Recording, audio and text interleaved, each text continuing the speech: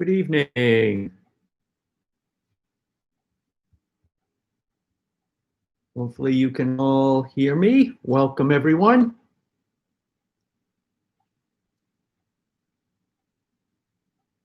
Feel free to sign in, as they used to say on, trying to remember the name of the game show. I used to have a mystery guest and they would sign in. I think it was What's My Line? Hello, Mary Lou. Welcome this evening. I'm pretty sure it was What's My Line?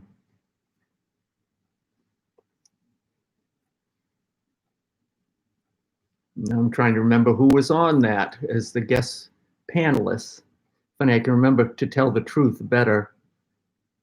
Kitty Carlisle and Peggy Cass, Orson Bean, and Gary Moore was the host.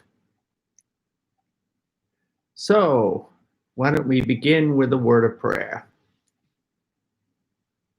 Lord God, we give you thanks for this opportunity to come together and continue our journey of faith as we ponder the sacred words of long ago. Truly, it is a living word that comes to us with meaning for the living of these days.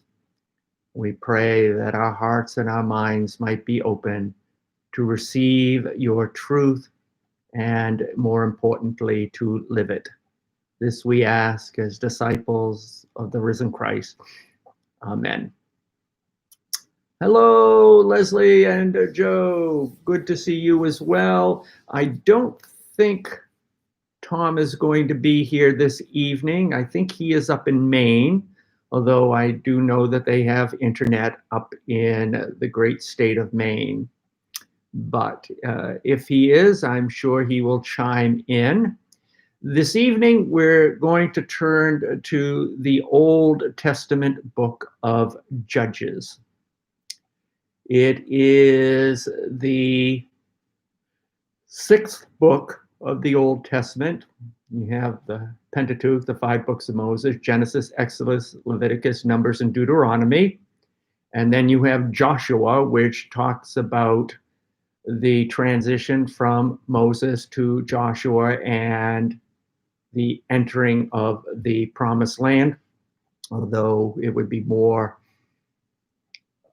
accurate to say the battle for the Promised Land, because there were a number of other people there who certainly weren't thrilled to see the Israelites come knocking on the door of this land that was flowing with milk and honey. And then we get into the book of Judges.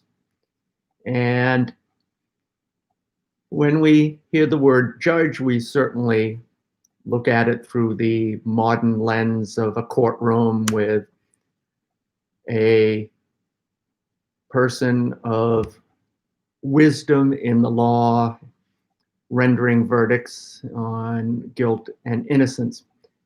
That really isn't what it meant to be a judge in the early days of Israel. There were 12 tribes. We know that when they first entered the Promised Land, each tribe received an area as an inheritance of the Promised Land. They were at first a loosely confederated network of tribes. They were basically independent. And every once in a while, actually quite frequently, there would a crisis arise. And usually it was an enemy that was attacking them. And so they would all rally together to defend one another. And they would be led by a judge. So a judge was first and foremost a military leader of the people. They would also render judgments in terms of what God wanted the people to do. But first and foremost, they were military leaders in a time of crisis. And when the crisis passed, they would basically go back to what they were doing. That lasted until the people got tired of being attacked and beat, and they went to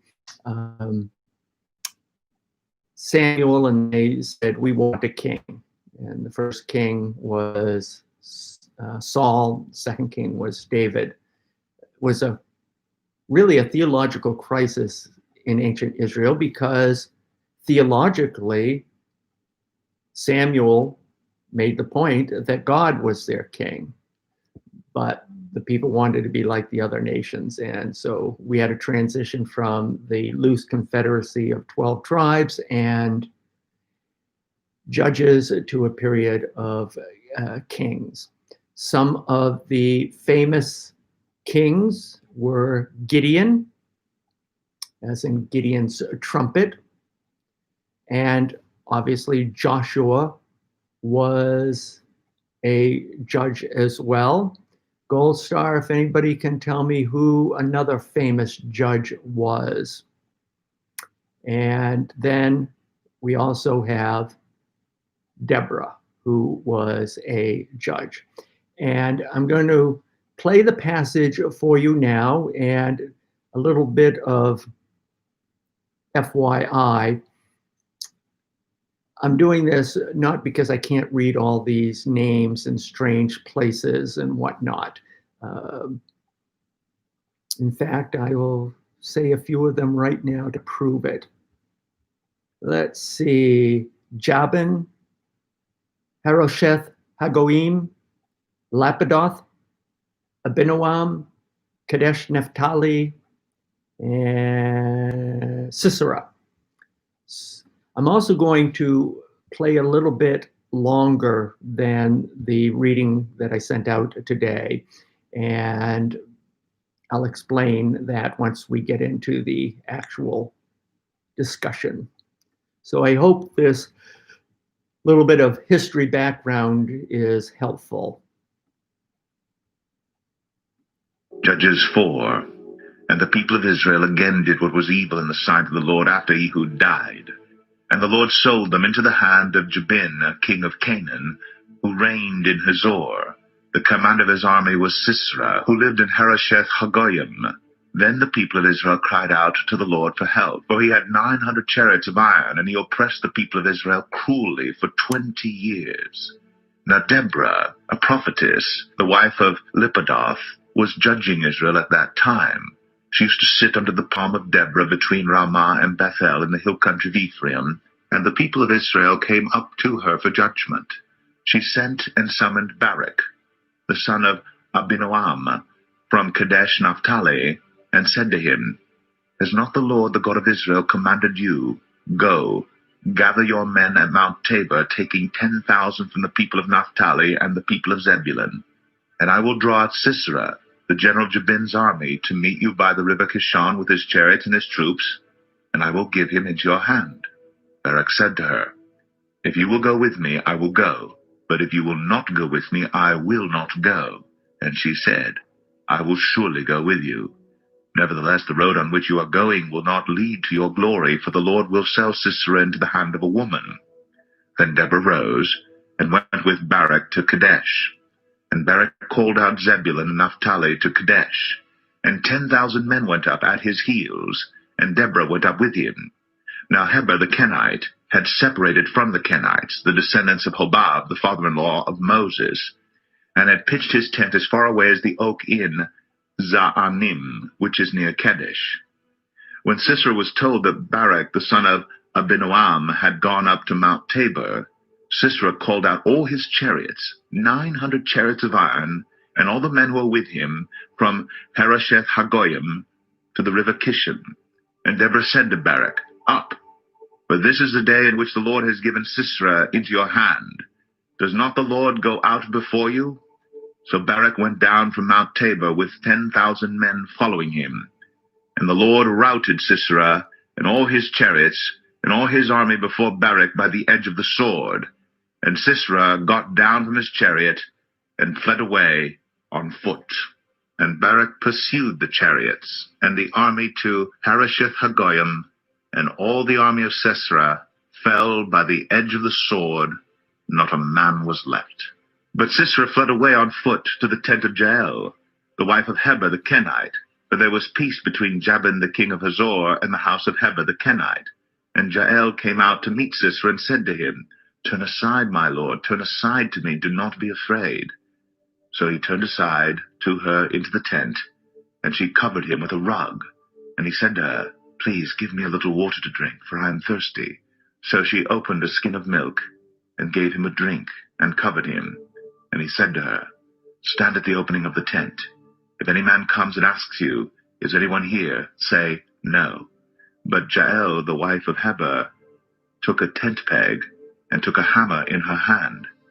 Then she went softly to him, and drove the peg into his temple until it went down into the ground while he was lying fast asleep from weariness. So he died. And behold, as Barak was pursuing Sisera, Jael went out to meet him and said to him, "Come, and I will show you the man whom you are seeking." So he went into a tent, and there lay Sisera dead, with the tent peg in his temple. So, a little gory, I will admit. So the question is, what is this passage saying to us today? And as soon as I read the lectionary readings for this coming Sunday, this one really jumped out and caught my attention. And there's a reason for it. And there's, I think, a message in here for us individually, but also for our community of faith. And I say that, well, before I get to that, let's look at some of the dynamics here. So Deborah goes to, the reader pronounced it Barak. I always pronounce it Barak. Maybe that's because of our former president, but I always pronounced it Barak. And Deborah, this judge, goes to Barak, and she says to him, "The Lord has called you." So apparently he has received a message from God that he is supposed to go out and battle Sisera, but he's hesitating for whatever reason. Let me look at the exact wording.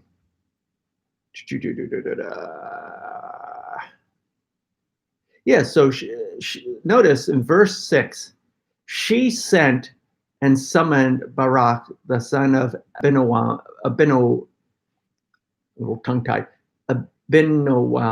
from Kadesh Naphtali.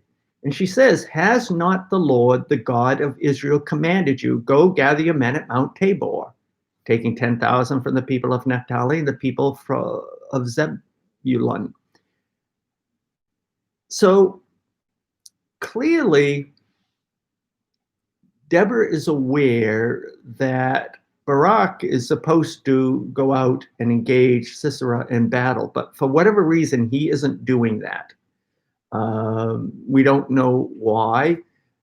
Maybe he's intimidated by the military strength of Sisera, who I think said had, 700, 800, 900 chariots of iron. And so basically, Deborah is saying to Barak, to kind of put it bluntly, it's time to put on your big boy pants and go out and do what you're supposed to be doing. And notice how he responds. He realizes that she's a judge, And because she's a judge, she's been called by God, but he's kind of hedging his bets, maybe looking for a way out. And so he says to her, okay, I'll go, but only if you go out into battle as well. In other words, I'm not going to go out into battle just on your say so. You've got to put your life on the line as well. And Deborah says, okay, I'm going to go with you. And she is operating as a judge. Was supposed to. But she also says to him, by the way, I'm just going to tell you right now that by the time the day's over, this road isn't going to lead you to glory, because God is going to deliver Sisera into the hands of a woman. And that's where Jael comes into play, and she ends up bringing about the demise of Sisera. So it's kind of interesting. This story is bookended by two women. Does that strike you as unusual? And if so, why?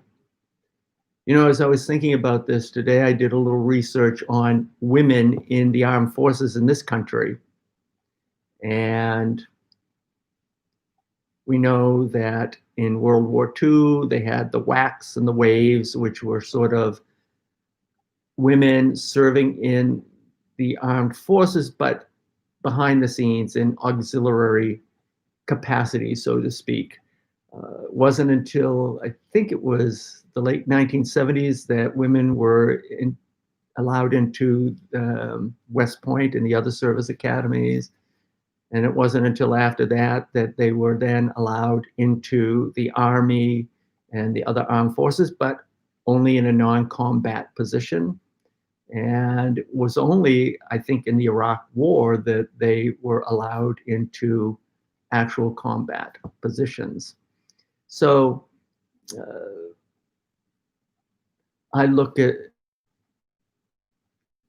Deborah and Jael through that lens, and you know, it's only recently that women have been allowed into these full service, so to speak. And let's not forget, ancient Israel was a very patriarchal society. I remember that women were treated as property. In fact, I remember in seminary, a professor of Old Testament talking to us about the commandment against adultery.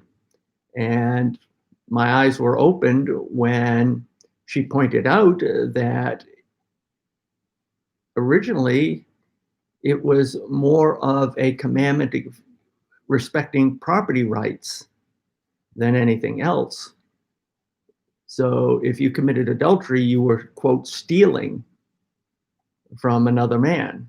So it wasn't so much the institution of marriage that was being protected, but property rights. Today, obviously, our understanding of that commandment has evolved. So here we have two women in ancient Israel who are assuming significant positions of authority and accomplishment. Was it because they were just pushy?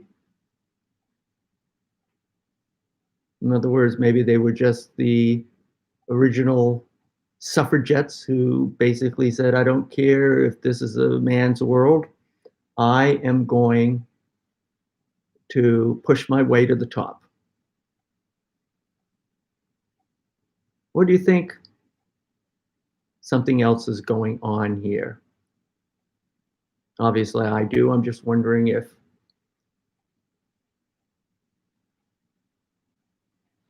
we might end up on the same track here. And as you think about that question, and I hope you're all still there because I'm not getting any feedback. And I know a few months ago we had a situation where we lost the feed or something, and I thought everybody was with me, and they weren't. So, where's the verse I am looking for?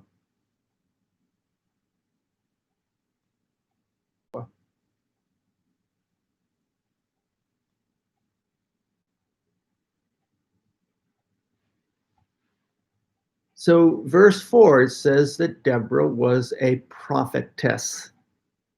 Today, we would just say prophet. And she was judging Israel at the time. And that's significant because what that means is okay, great, thank you. I'm glad you're still all. That was a fun one. I'm not. Oh, yeah, right. That's where you were passing notes behind my back because you were texting and you could see each other texting, but I couldn't. I remember that now. Yes. So Deborah has been called by God. And so, that I just find so incredibly exciting.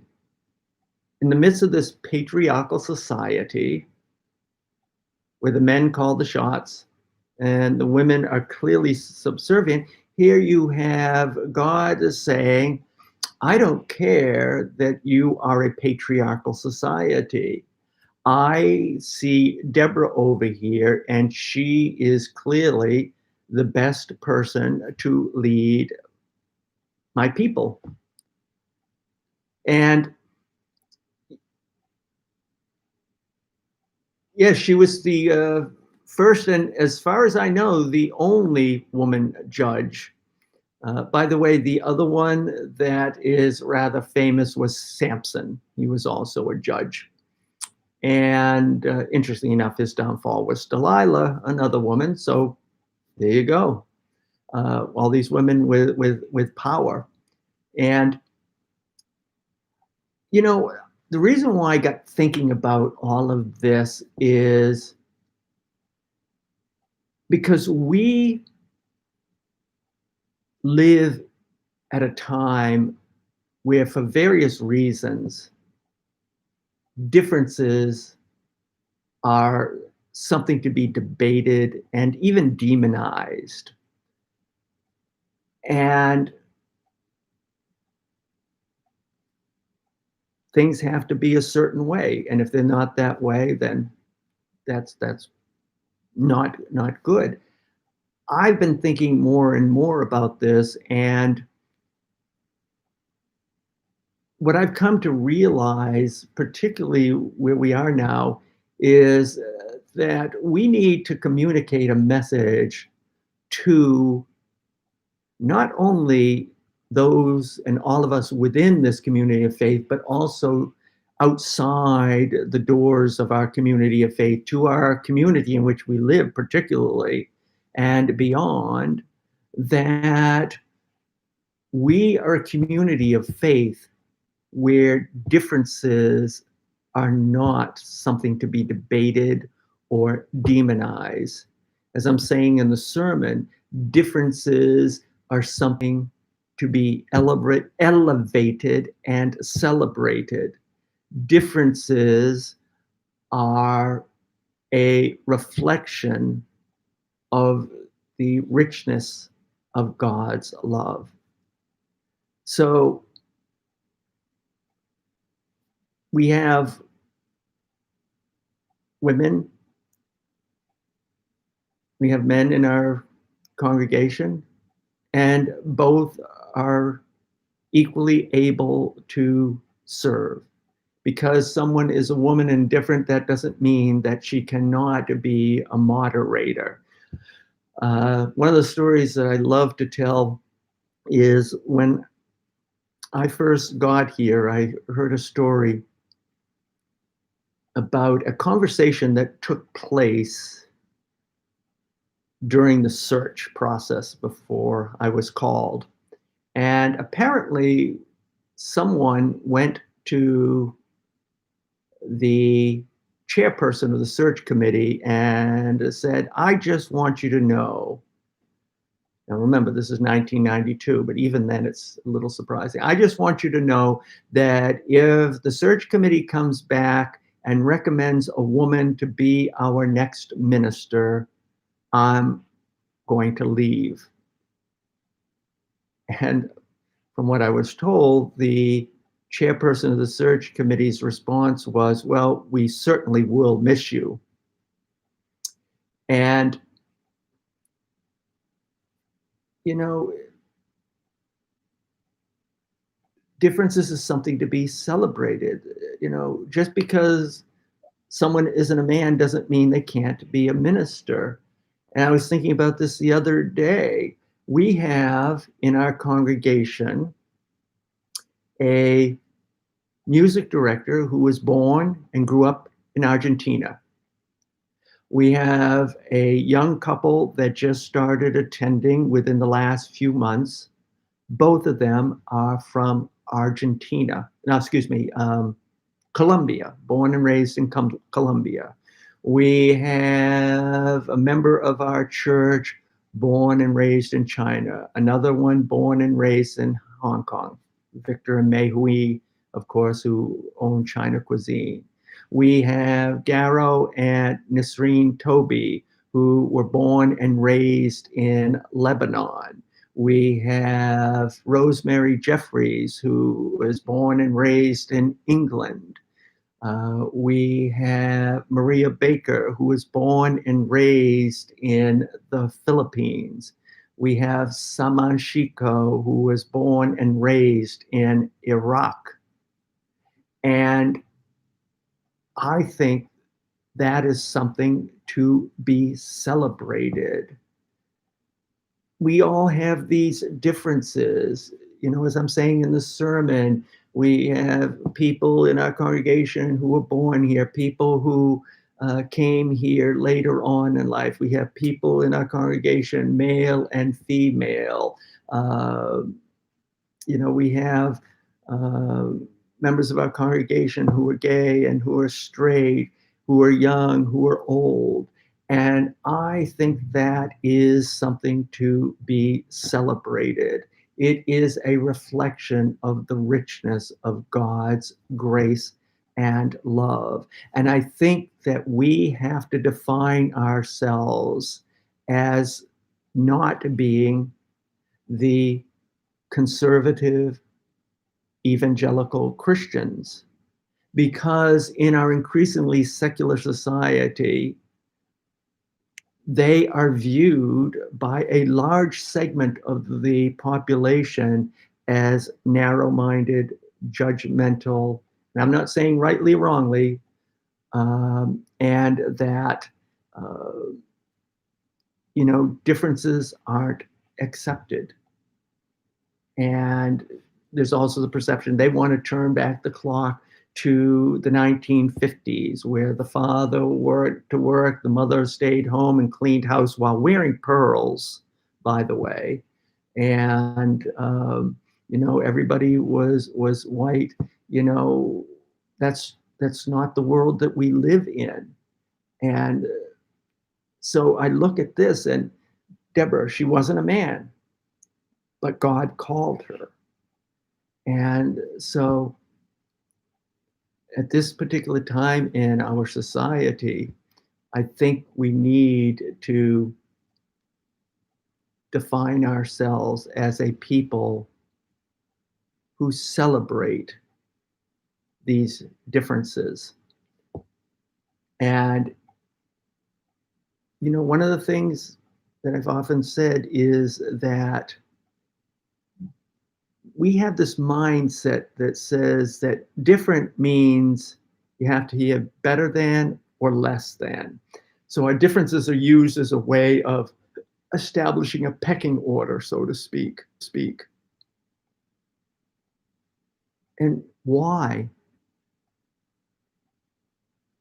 Why can't differences, instead of being looked at as meaning better than and less than, why can't it be just accepted as being different?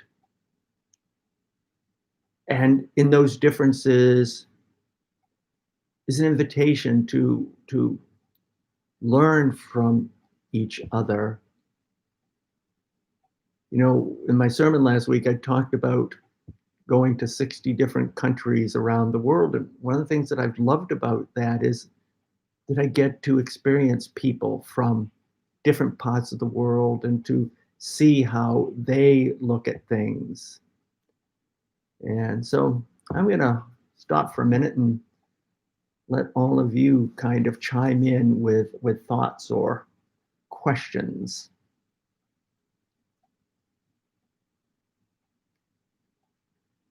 It's one of the difficulties of this is that it's harder to have a free-flowing give and take conversation.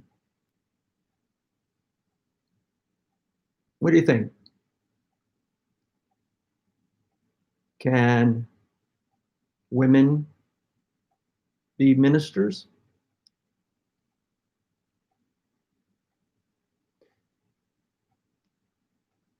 And I'll say that differences can be challenging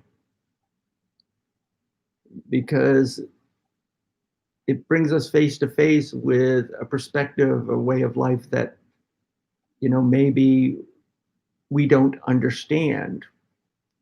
And so it can be challenging. And I will give you an example. I think I may have actually mentioned this a while back. And several years ago, I got a phone call from a prospective student minister, and her name was Renee. And at the end of the phone conversation, I could tell something was different. And the end of the conversation, I said, you know, do you have any other questions? There's a phone conversation. And she said, yes, I do have one. And she said, how would your congregation feel about having a transgender student minister? And, you know, it caught me off guard. And I said, I would like to believe that, well, I said, first of all, I think some people would have a hard time with it. But I would like to think that we would be open and welcoming. And she said, well, that's the same way as it is in my congregation. And I said, well, what do you do when you come face to face with that? And she gave one of the most pastoral answers that I've ever heard. And it opened my eyes a little bit, actually a lot. And she said that when she comes face to face with this attitude, she just figures that it gives her an opportunity to love them even more. And I thought, wow, I've been a minister, well, at that point, probably about 30 years. And I don't know as I would have been able to respond that way. But now, having said that, I will be right up front that that is a difference that I find, I won't say hard to accept, but to understand. Because I don't want to be judgmental. I will say that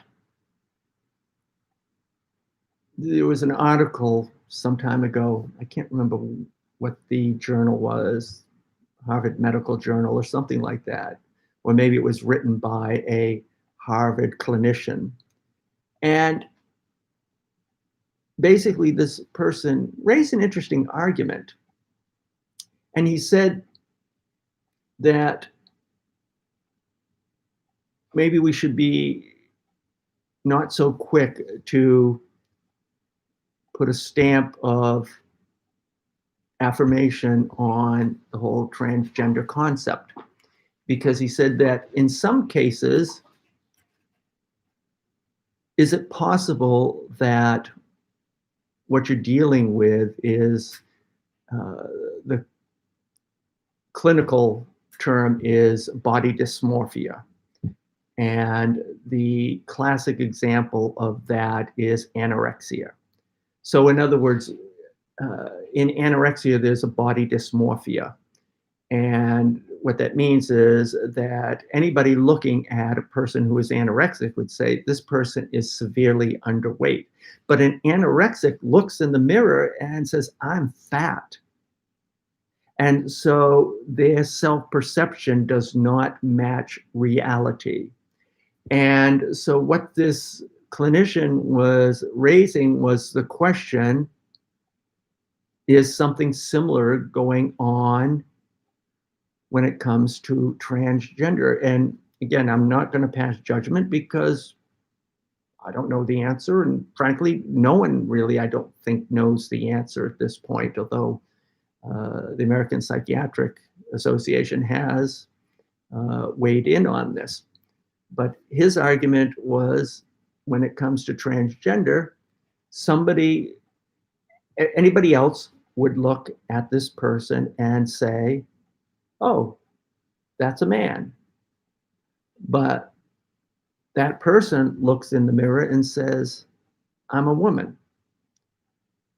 But again, I don't think differences mean better than or less than.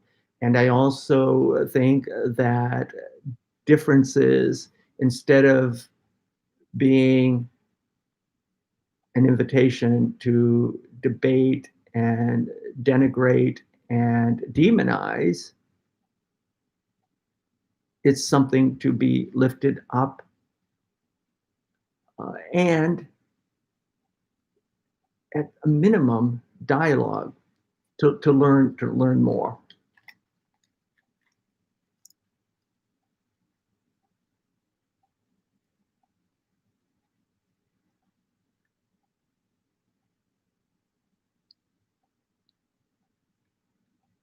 Oh, interesting.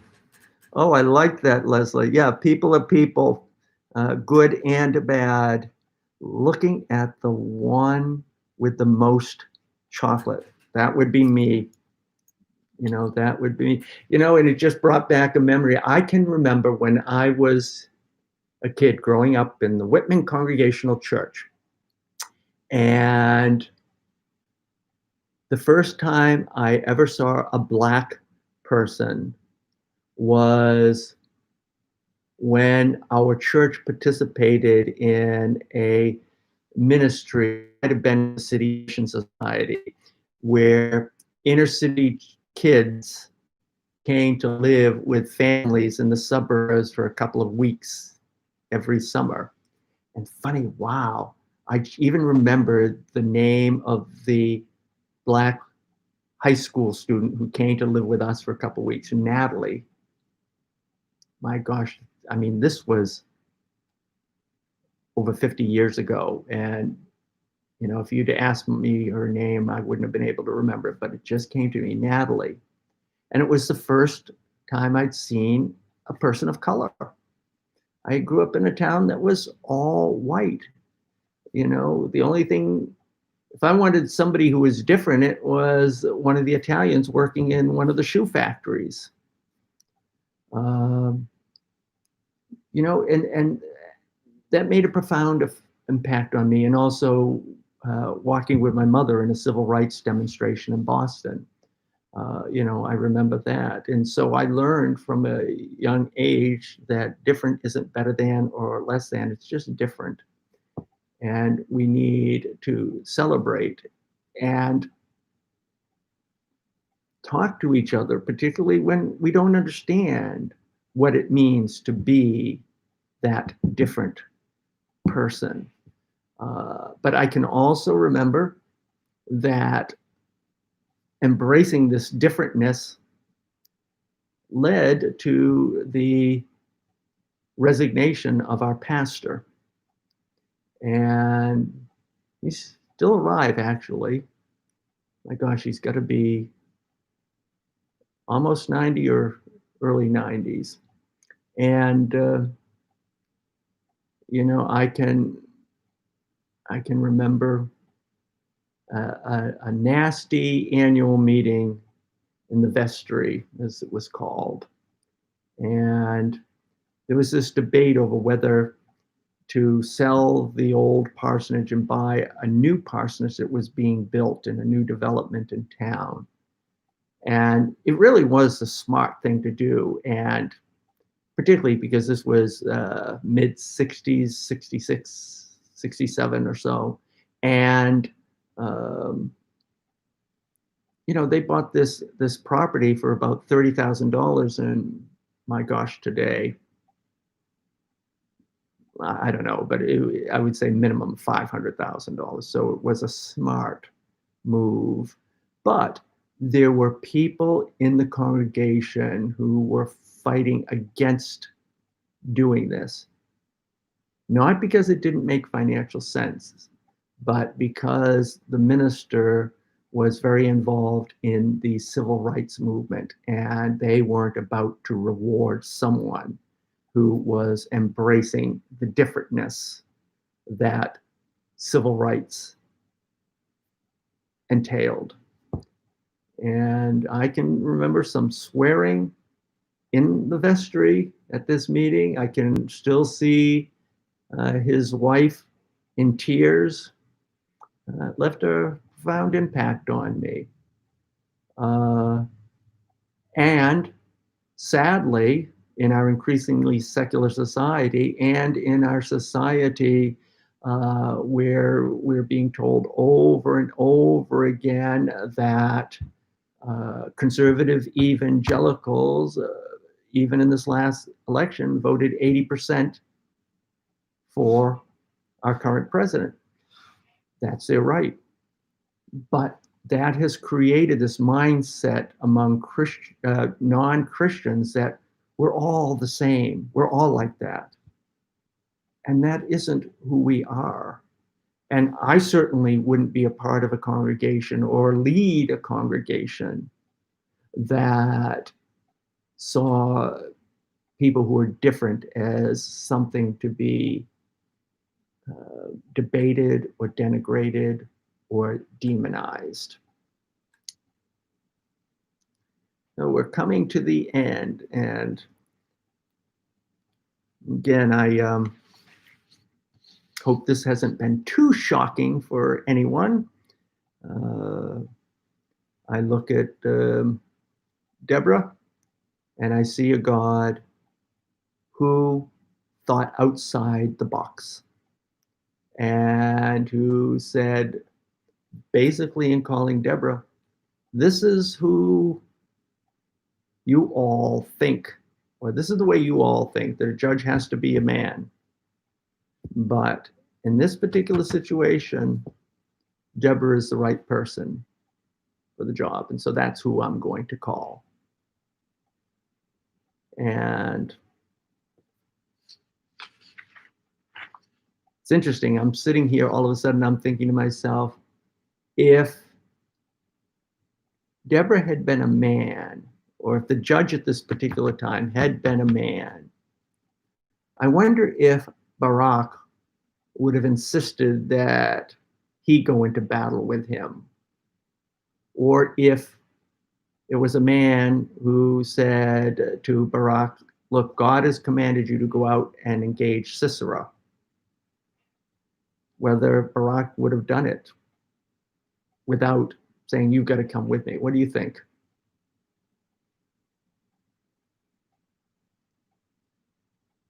Something tells me that because Deborah was a woman, that's part of the reason why Barak didn't entirely trust her and insisted that she go with him.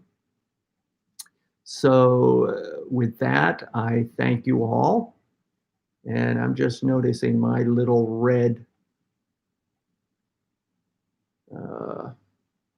camera icon is flashing. So I hope the reception has been okay this evening. And stay safe well. A happy Veterans Day for you tomorrow. And I will see you on Sunday. God bless.